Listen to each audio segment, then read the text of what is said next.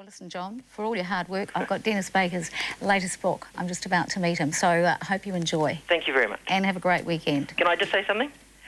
Good luck to the Hawke's Bay rugby team. They're going into the First Division next year. Oh, good luck to them. Thank you. Thanks, John. Bye-bye.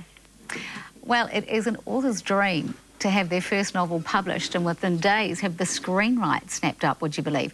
This actually happened to Denis Baker, the recipient of this year's Buddle Finlay-Sargeson Fellowship for his book On a Distant Island. That's the one that we're giving away this morning. It's my pleasure now to welcome Denis to the program. Good to have you here, Denis. Great. What a treat. First novel. Yes. Welcome. When was the book published? We released the book in September, just at the beginning of September. And who bought the screen rights? South Pacific Pictures. John Barnett saw a review in the Herald on the Saturday, right before the launch, read the book, went into the office on Monday morning, rang my publisher, said, we want the screen rights. And, could you believe it? Were you surprised? Well, no, my publisher rang me on that, obviously immediately on that Monday, and yeah, I was over the moon. I mean, it is to an extent a dream. It's a great endorsement of the book. Tell me, what's the book about? Well, basically the book's about a 33-year-old guy who comes back from living in London for about 10 years. He's ostensibly moved there, but he's leaving for his own reasons. Comes back to New Zealand, runs into another guy who he realises is living under an assumed identity. He realises that he met him before in London, knew him before in London, and is wanted by the police. And so then the story within the story unfolds of a woman trapped in an abusive relationship and her story and her ongoing dealing with that relationship. Okay. First novel, it's been picked up. Are we likely to see a TV series or a movie? I think South Pacific Pictures are talking about a television series. The book probably lends itself more to a television series than a movie, because I've got parallel narratives running together. The book is set in London in 1988, in Cairo, about that time, and then also in what is ostensibly the present, but is about 1996 in Auckland and Taupo. And tell me, will you have much input into the television series, or will you just have to hand your baby over, as it were? Yeah, Elmore Leonard says, you know, you take the money and you hold your nose. How will you feel about that? Yeah, I don't think South Pacific Pictures or John Barnett would be too happy with me saying I'm holding my nose. I trust them implicitly. I don't know. I would like to have some input, but at the end of the day, I've lived with this book for a couple of years. I've worked really hard, all the characters are mine, and there are probably changes that they need to make to, you know, in the same way that Brideshead Revisited or The Buddha of Suburbia were changed for television. To make it fit for television. When are we likely to see it? Well, I don't know. That's the great deal with books into film, but hopefully in the next 4 years. Your male character, you were saying, has lived in London for about 10 years. Yes. I mean, you yourself have lived overseas. You've been in Australia, the UK and the States. Did you sort of draw from your personal experiences for the book? Oh, absolutely. I mean, I think every writer does that.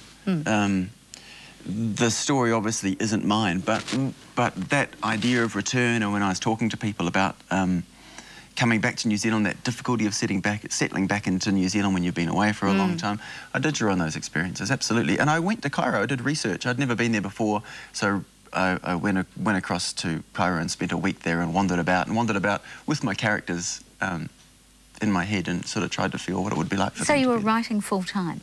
Yes, I'd been working full-time and then for a short period running a language school, and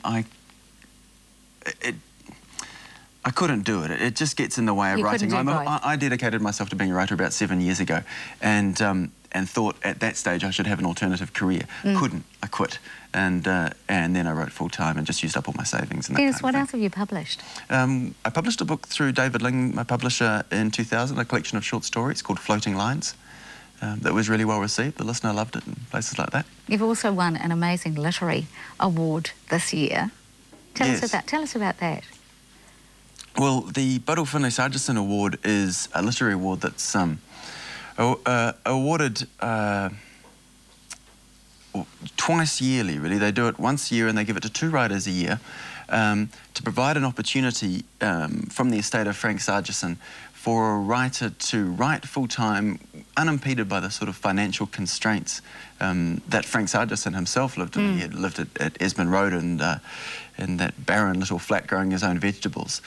I get to live in Albert Park in a beautiful garret flat, and and the beautiful thing about living there is there are a whole lot of Frank Sargison's books. So when I pick up Herodotus and want to read Herodotus after reading The English Patient, it's Frank Sargison's copy. So you're totally inspired by that? Oh, absolutely. And with the support of Buttle Finlay, it means that they've been able to have and continue to offer it to a whole lot of New Zealand writers who need that break, who are at that sort of cusp of their career to get things done. But Janet Frame was the first fellow, Kevin Ireland, Alan Duff's been in there, Catherine Chidgey, Tina Shaw, Kapka Kassava. Have you met any of those people? Some of them. Haven't met Janet Frame as yet. But you do mix with them some of those great New Zealand writers from time to time during some of those literary functions. Critics also have likened some of your writing to that of Sargison's, and that, you know, it can tend to be quite male. I mean, does that put undue pressure on you, being compared to the great Sargison? When you put it like that, it does, yeah. But in my day-to-day, no. As a writer, you tend to write, or I tend to write, what I want to write when I want to write it, and the things that interest me and occur to me. I mean, this book is a book that it's not a male book at all. I wanted to write it's a strong male narrative, I should have said. Well, yes, I mean, that's what some of the critics have said. This book is a really accessible and hopefully intelligent at the same time piece of fiction that everybody can read, particularly because it's got 3 really strong female characters who, in fact, at the end of this book, the women have got all the control and they've got all the knowledge, really, all the power. But whether that puts any influence or any pressure on me to write, not particularly. I mean, I write what occurs to me at the time and what I like to write, and if people like it, then that's fantastic. You want them to like it. And obviously John Barnett liked it very much. Well, obviously John Barnett and some of the reviewers really love this book and read it. We look forward to the television series. Yes. Wonderful. And all the very best. Lovely to have you join us today. Thanks very much, Kerry. Thank you. All right, surely you'll have your chance to have your say in talk.